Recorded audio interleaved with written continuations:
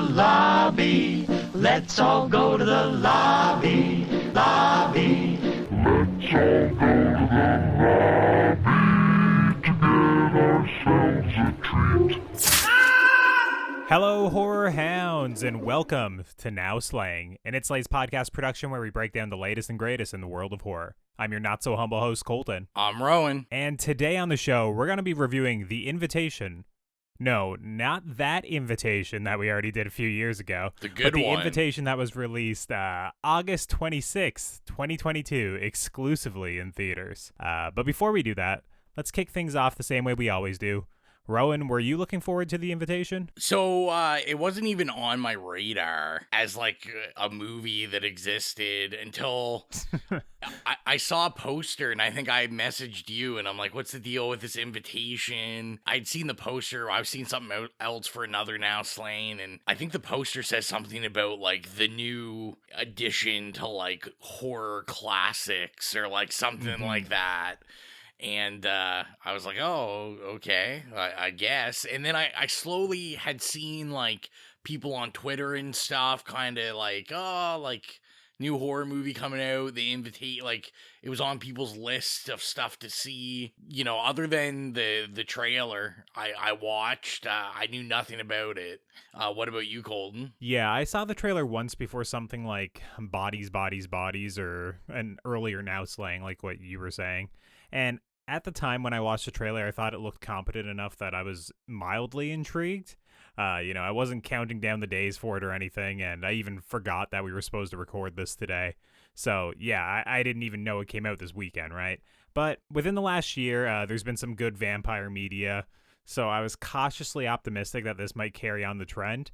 Plus, I really like Natalie Emmanuel on Game of Thrones. I thought she was really good in that TV show as, like, Dany's servant. I forget her name right now, but yeah, I was interested in seeing her carry a movie. But yeah, I like yourself, I wasn't overly excited for it or anything, and I was like, there's no way this can be better than The Invitation that came out in 2015 or 2016, whenever that one came out. So, you know, it kind of had a little bit of a knock against it before we even started watching it, just by stealing that title, man.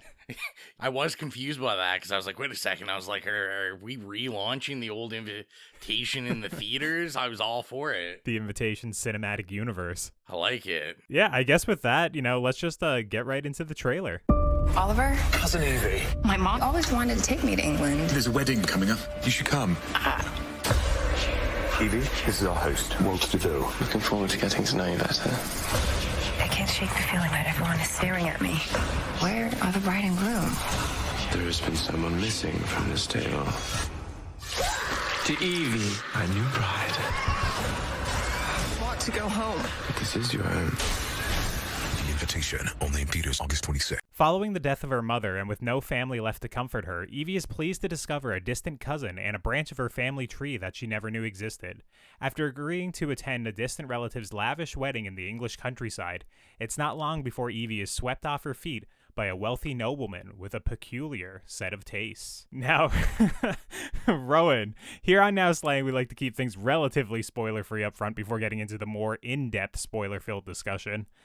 With that in mind, what are your spoiler-free thoughts on The Invitation? Well, I mean, we already said it, so it's a vampire movie. I mean, if you saw the trailer or anything, Spoilers. You knew what you were going into. It's hard with this one, so I was intrigued when it started off. We're not spoiling anything. If you've seen the trailer, like, it kind of has this, like, rom-com opening half to it that, I was kind of intrigued by when I saw the trailers. Like, we're dealing with, just kind of a girl from a lower class being swept to, England and English royalty and stuff like that. And so I was, minorly intrigued by it. I'm trying to think of positive things. I always go positive before I go negative. And it's, I'm really fighting. If you hear my voice, I'm really fighting. Let's say this. I did like the way that most of this looked.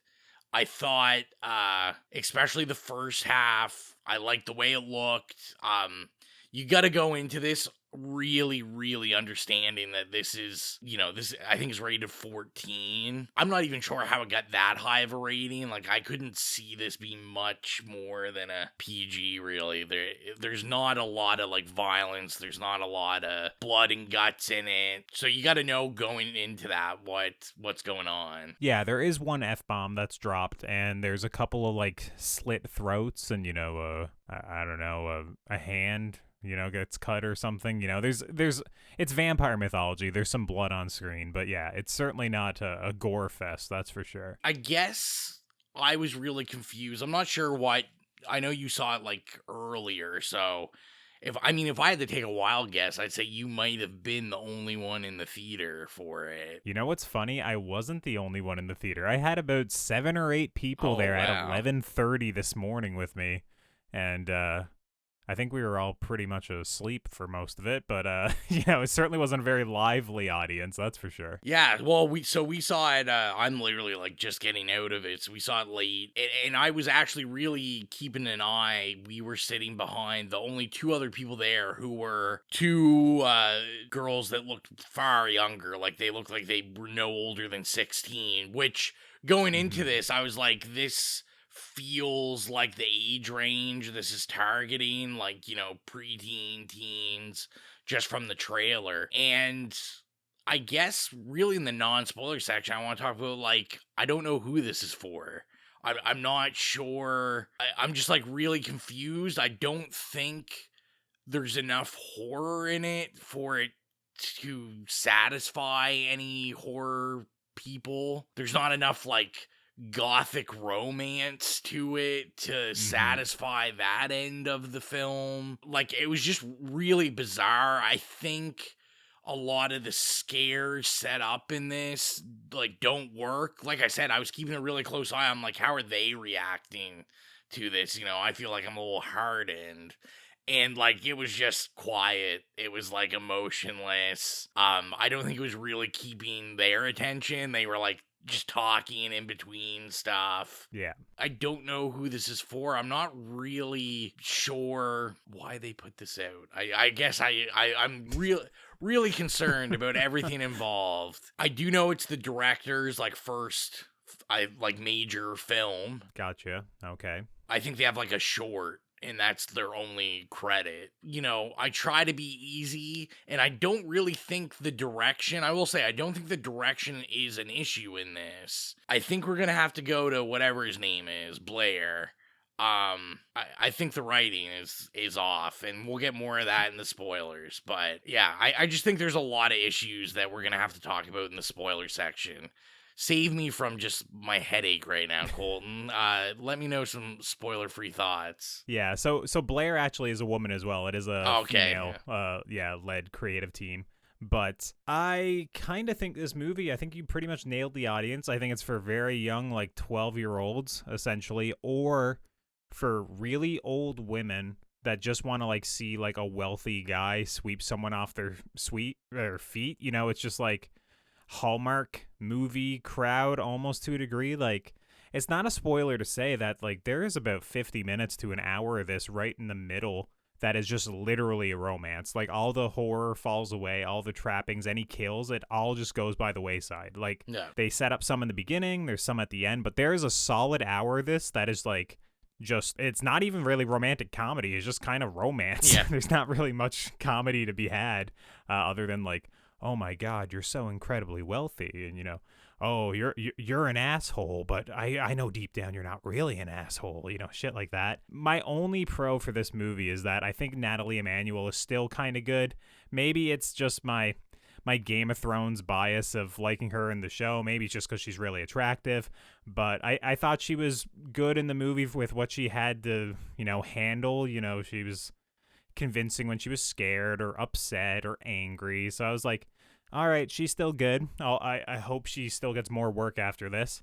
But, like, yeah, basically everything about this movie is just it's not very good. Like, the production design and color grading and the sort of how everything looks too clean and everyone is too attractive just reminds me of like a CW show. The filmmaking and like the technical aspects just felt like completely off to me. Like I noticed continuity errors like throughout the whole movie, you know, like drinks in hands and placement of like wardrobe all over the place. Just, I guess they had no script supervisor. I don't know what was happening. Even stuff like the camera frame rate when they were like panning or dollying through hallways and shit, it would like dip constantly, that it just looked like it was like jerky. And I don't know if that was actually in the movie. I don't know if it was a rendering issue. I don't know if it was my projector, but it was just distracting. I thought the score was awful. The editing. I don't remember the score, so that goes to tell you how good that was. Yeah, and like you're a music dude, right? Like you always notice the score. For me, I was just like, it was just so cliched, like swelling romantic music a lot of the time, and like lots of uses of like classical pieces of music that was like, I guess that's their idea of like what rich people listen to is just like, I don't know, Beethoven or something all the time. But yeah, dude, the editing, I think pretty much all the scenes after the first 10 to 15 minutes just overstay their welcome. And even if it's just a couple of seconds, like it just adds up throughout the whole movie. Like it just feels awkward. Like the pace just feels so awkward and sluggish, especially in, like I said, the first 10 to 15 minutes. They cut off most scenes. Like she doesn't respond to a text. You just know what her answer's going to be. She doesn't respond to the, you know, the offer to go to the wedding. You know, she's going to go. But then I'm like, okay, this is quick. This is getting along. We're getting over, you know, to the UK or over to England like very quickly.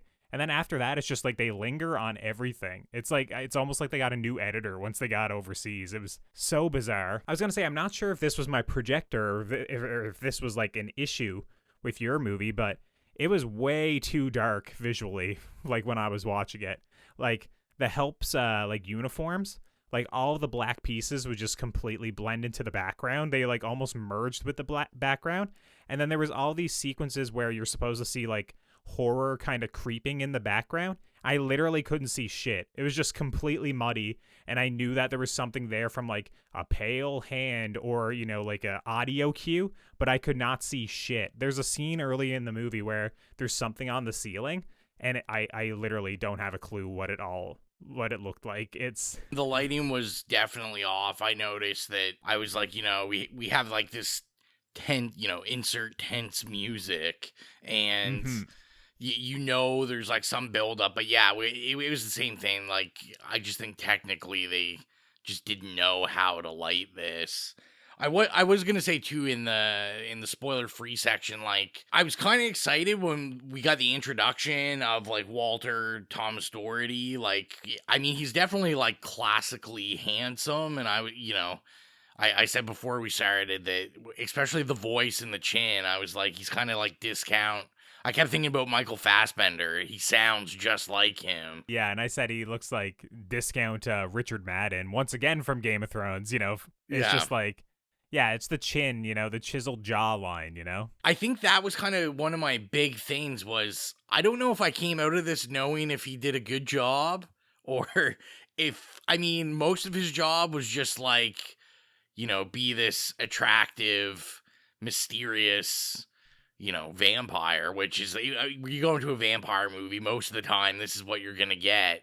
But like you said, like, I was like, is this kind of very CW-ish and bizarre? Like, because I did feel there was quite a few other people in this that I thought acting-wise did the best they could do with what was given. I don't know if he's good either. Like, I think he's literally just supposed to be eye candy. I think that's pretty much it. Like, even the main character, Evie, like, she doesn't fall in love with him at first for like his personality or anything. She's just like lusting after him because he's a hot dude, essentially, right? And it's just like, I don't know how you have like a cast made of like kind of attractive people, but also, and a vampire movie, and it not be sexy or subversive or anything at all. It's just so dull. It's literally for like people that they haven't never found Pornhub or something, where it's like, this is as racy as their life gets, you know, seeing like two people like draped in sheets, you know, implying that they had sex or something, you know. It's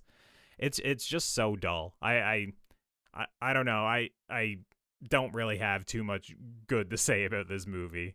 I mean, I think we can probably go to spoilers. I'm good, I know that. Do we even have to ask? Would we recommend it? Would you recommend it, Rowan? You buy 5 copies when it comes out. You probably will, knowing you. You'll probably have it on the 4K Blu-ray. Yeah, no, obviously, I don't recommend this. If there's any, like, inkling that you want to watch this, I guarantee you this will be free on a streaming service quite quickly. I can't see this, breaking not only movie ticket sales, but, Blu-ray sales when it comes out.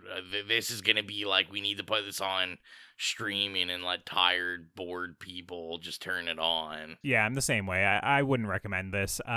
If you want to like support great like first new coming or up and coming like female directors, like go watch Mimi Cave like fresh. Yeah. Go watch Chloe Okuno with Watcher, which I don't think you've seen yet, but there are examples of 2022 movies that have a female led creative team that are like far superior to this. So just like support one of those smaller movies that maybe you haven't seen yet. But yeah, I would not recommend this, and I think it's just best we cut to the spoiler discussion. All right, Rowan, we're here in the spoiler-filled section. What do you want to start first with the invitation? What do you want to get into? My major gripe with this is the minute we switch into a vampire movie, we set up this mythology, we set up like the rules. We got the rules.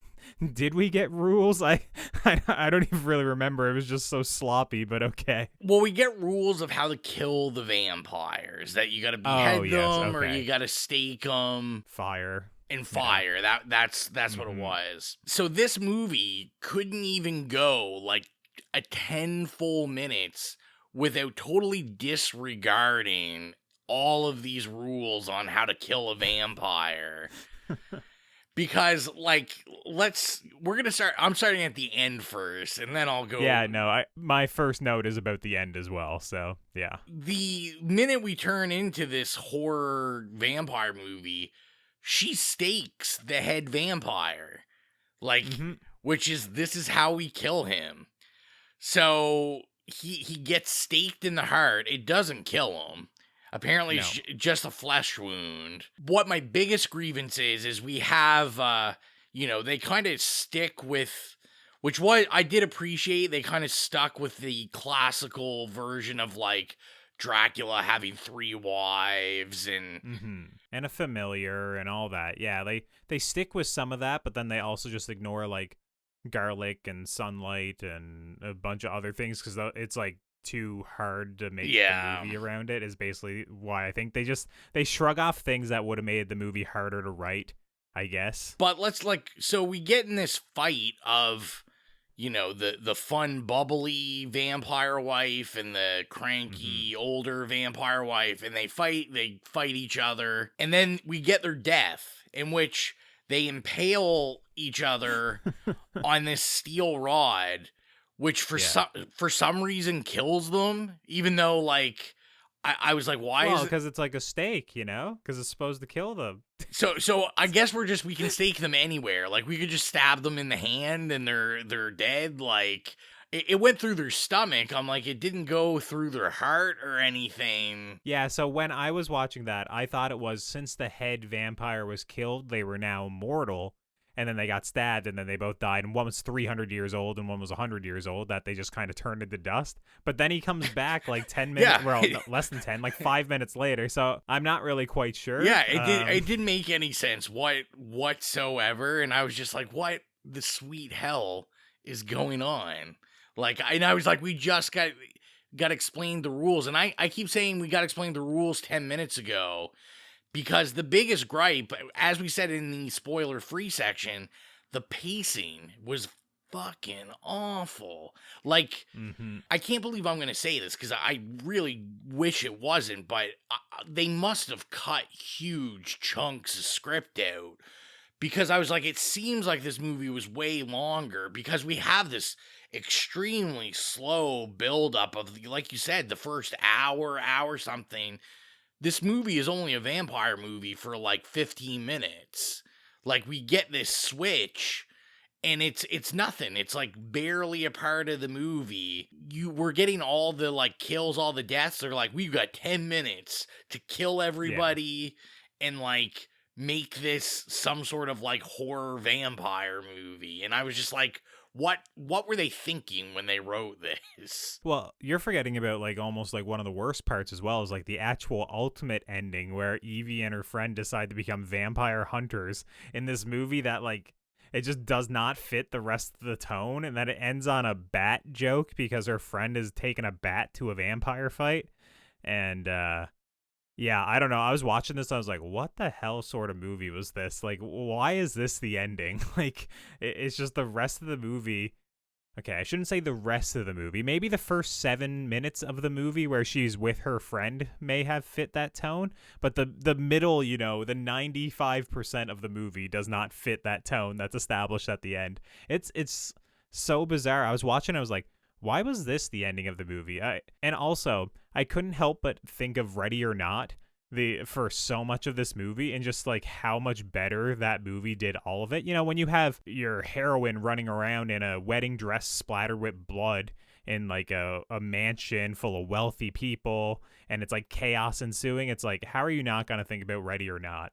Essentially. I was going to say maybe I should have managed my expectations, but I mean, from the trailer, I assumed, you know, I saw the flip coming. We knew this was going to turn into a vampire movie, but I expected it to happen way earlier, and I was like, okay, like, we're going to, at least 40 minutes of this, it's going to be her, like, going around this property, like, just John Wick and shit, just, like, killing vampires, being badass, but it was like, yeah, it was just like nothing.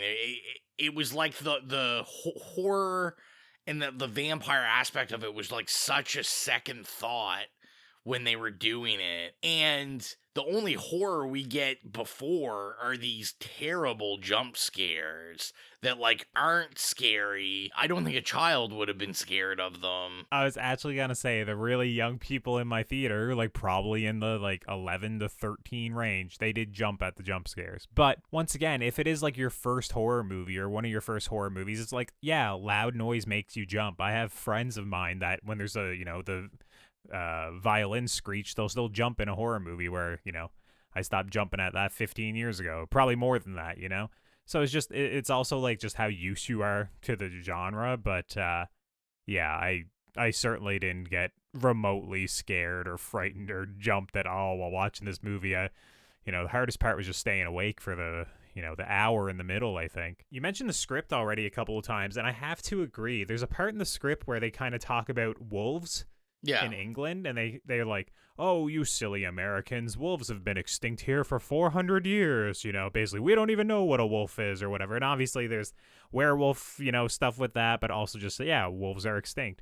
But later in the movie, the butler, right at the end of the movie, where he's like threatening to kill her, he says like, I'm gonna chop you up and feed you to the wolves or something like that. And I was like, bro, I just learned like an hour ago that wolves are extinct here. Like, what are you gonna do? Are you gonna fly her body back to America to dispose of it? It's just like the script itself isn't internally consistent. You're talking about the rules already with the vampires being, you know, ignored. And then it's like the dialogues being ignored. And then you even have the movie itself commenting on how boring it is.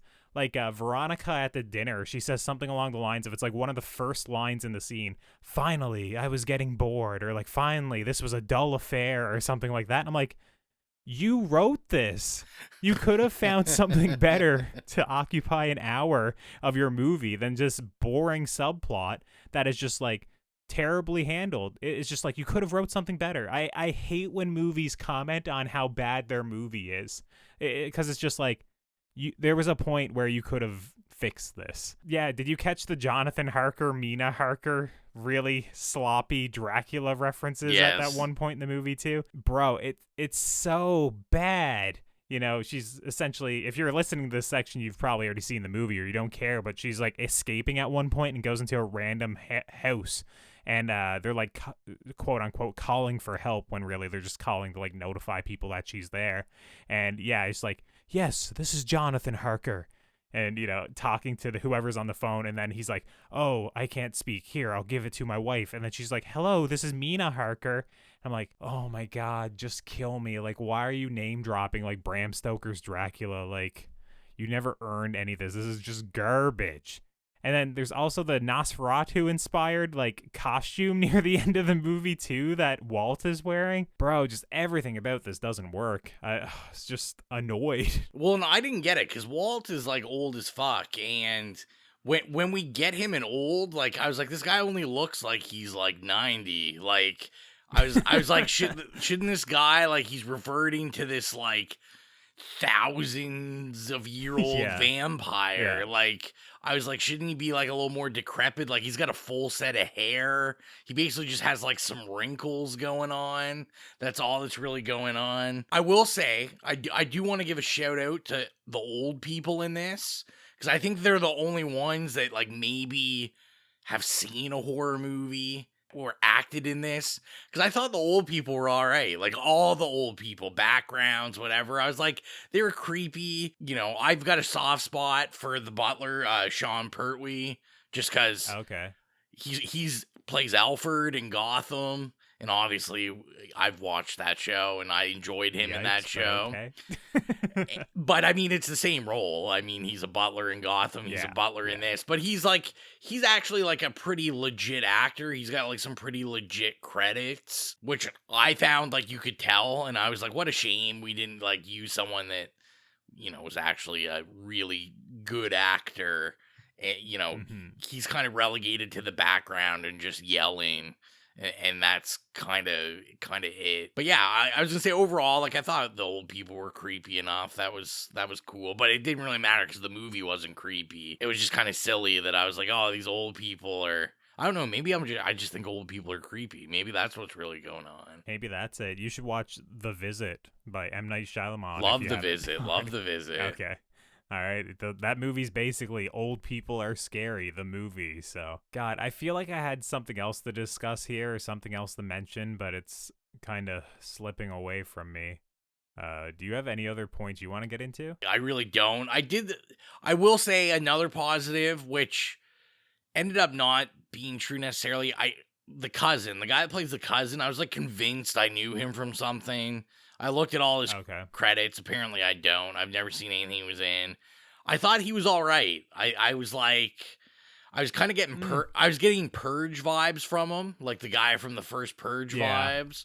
So then I kept being like, oh, is he in a Purge movie or something? And I was like, he's kind of like a, you know, greasy rich guy, like younger guy. I was like, I did enjoy him. I'll give that to you. Yeah, I think he was pretty good at too as well, actually. He just kind of fades out of the limelight of the movie after the first 20 minutes. Like, he's barely in it after that. That's the thing, is like, I just feel like there's so much going on and the script just couldn't hold any of it together. Like, because I really thought, you know, as this was playing out, I'm like, oh, you know what? You talked about, they're talking about bloodlines and all that stuff. So I kept thinking, I'm like, oh, you know what's going to happen. I was like, we're setting this up that we're getting like 6 of these movies and it's going to be like some huge, this is just a intro to this mythos and all that kind of stuff. But like we keep saying, I mean, it's hard to talk about the film because everything just fizzles out. It's terrible. It's like when you're friends and you're little and you get really excited and they're like, man, I got this like firework, and they light it and it's actually just one of those snake things that just like, it just looks like a poop coming out of it and growing, and it only does it for 10 seconds. That's this movie. I remembered what I was going to mention. So, you mentioned the rules. You can only kill vampires through staking them or decapitating them or lighting them on fire. The very first scene of the movie, if I'm not mistaken, is one of the vampires running away, and she hangs herself and she holds onto like a statue, which I guess it was supposed to be like heavy enough to maybe cleanly decapitate herself. But you see her body clearly just hanging like her feet. So how did that work? How did she die there? It didn't make any sense. All right, well. See, and I assumed, and that's where it didn't make sense, because they brought it back at the ending. I'm assuming because she used the piano wire. So I'm assuming we're like, okay, well, the wire they're using in present time is piano wire. And we see she cuts, the Dracula character's hand pretty much clean off with it. So I'm not really sure why it doesn't work on anybody else. Yeah, it should have just been. I understand they're trying to skirt a rating, but you could do it with a shadow. You could do like a shadow on the wall where you see the body hangs down, and you can see the lower half decapitate from the topper half or separate from it.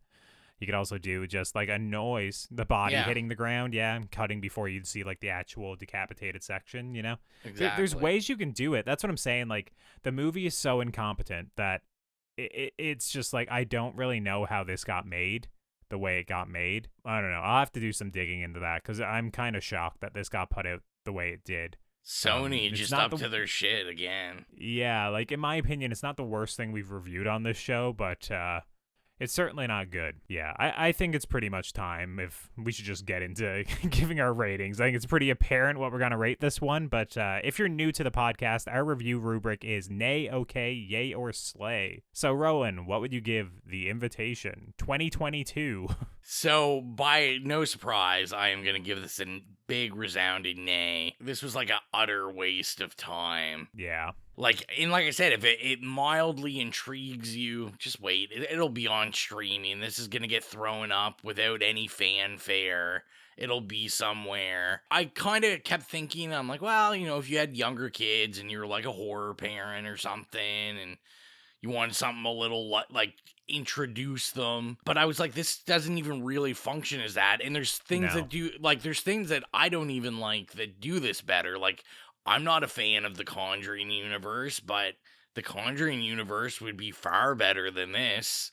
Like, there's far more actual scary type things going on, better storytelling. Yeah, there's so many PG horror movies that you can show a younger audience that have done everything they wanted to do in this, but better.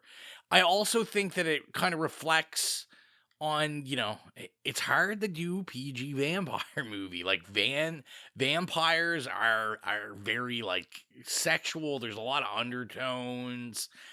And I think the kinds of, vampire things we've gotten over time, we've seen that, it's just really hard to not do an R-rated vampire movie and do it justice, I think. So this continues my belief that it's just not possible. You can't do it. So I'm going to give it an A. What about you, Colton? What would you give The Invitation? Yeah, considering it has one redeeming, aspect to it, and it's just an actress that I have a crush on from Game of Thrones, I'm giving this one an A as well. I've already gone over all my reasons. I don't think there's very much competencies here on display as a movie. I'm not really sure how it got made. I think the script needs a lot of work. Yeah, I'm just kind of baffled by this one. When you said it was a waste of time, that's pretty much what I felt like. And then I was like, God, why are we even reviewing this? Because this happens so much on the show where we review something that is just like, it was a waste to review it. Nobody wants to watch this anyway. So I don't know. Hopefully the review is entertaining enough, but I don't know. I hate when we review stuff that is just like, oh, it's so bad. And it's bad because it's boring. It's not bad because it's actually like funny bad. You know what I mean? It's just it's just everything technically is wrong. And then it's also very boring. So, save your money. Save your money. Don't go see this. Just go on Apple, rent Morbius. Just watch Morbius. I think I would say Morbius is slightly better than this. I'd probably give Morbius like half a star more than this. So, yeah, that's saying something. This is on Malignant level. I'd rate it the same as all Malignant, right, let's not talk all this slander. But, if you're new to the show and you made it this far, be sure to follow us on our socials at It Slays Podcast. We're on Facebook, Instagram, Twitter, Letterboxd, Slasher. I don't know. We're basically, if there's a social media, we're on it at It Slays Podcast, and we'd appreciate if you gave us a follow or a like or whatever you do on those platforms. And Rowan, how about you plug the playlist? Yeah, so if you like music from horror movies and are getting ready for spooky season, you can go on Spotify to the It Slays Podcast Horrific Playlist or any of our social medias.